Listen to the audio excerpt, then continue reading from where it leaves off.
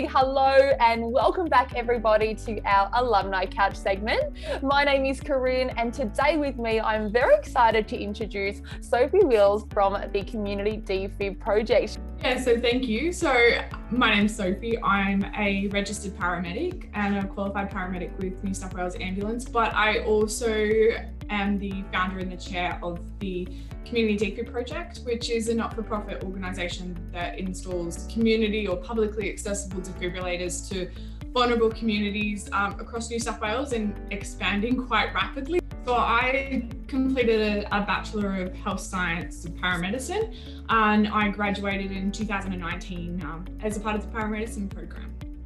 I started in the Paramedicine program immediately after high school, so I was one of a few lucky people that kind of made the program straight away. I graduated, as I mentioned, in 2019 at the very end of the year and became registered late that year as a paramedic, as a registered paramedic. I was lucky enough to get a job in 2020 and I started my career in regional New South Wales as a P1T or a graduate paramedic intern. In the back end of my studies, I was lucky enough to have a discussion with Dr. Paul Simpson about my school community, talking about the community of Wiseman's Ferry. One of the things that we talked about was how the community of Wiseman's Ferry and surrounds was vulnerable for sudden cardiac arrest victims. And we talked about the need for a community defib, or I had the desire for one community defib. I sat down with Dr. Simpson.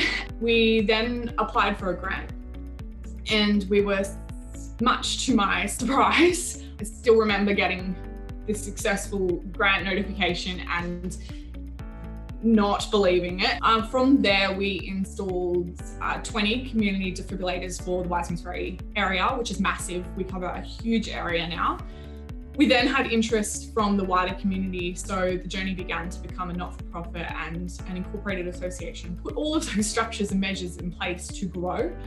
The paramedicine program at Western Sydney Uni is held to quite a high standard in the sense that there is a great level of discipline that you're taught, and whilst paramedicine students at the time might roll their eyes and might say, oh, well, they're just being hard on us.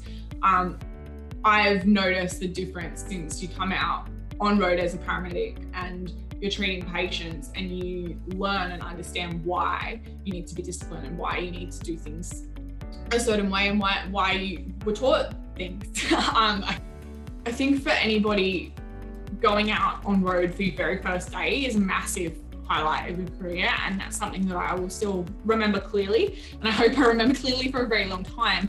But I think you go out on road on that first day with the very best of intentions. You have all the training and all the knowledge behind you, and you walk out on road bright-eyed